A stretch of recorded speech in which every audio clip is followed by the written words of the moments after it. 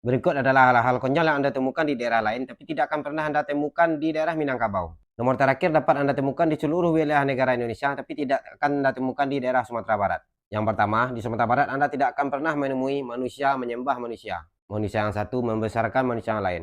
Sujud-sujud menyembah manusia, berkedok agama.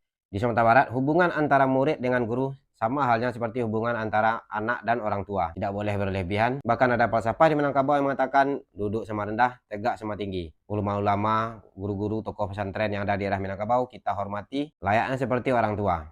Yang kedua, di daerah Sumatera Barat atau daerah Minangkabau tidak akan pernah ditemui dukun-dukun konyol yang dapat mengobati manusia dengan cara-cara yang tidak masuk akal. Dukun-dukun pun masih tetap ada di daerah Sumatera Barat atau cara pengobatan tradisional juga masih sangat banyak, tapi dengan proses atau dengan cara yang masih masuk akal, yang masih bisa diterima dengan akal pikiran yang sehat.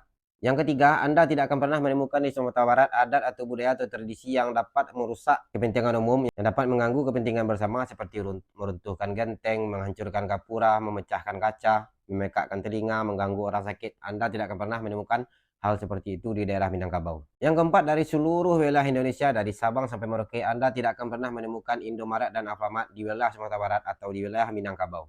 Itu sudah menjadi keputusan gubernur mengingat dan menimbang agar UMKM masyarakat atau pasar-pasar tradisional dapat berkembang. Buat teman-teman yang ada tambahan buat promosi alam Minangkabau, langsung di komen. Yang mau sendal seperti ini, langsung klik link di video pada caption. Hidup berkah, mati beriman, mudah-mudahan menambah dan meningkatkan iman.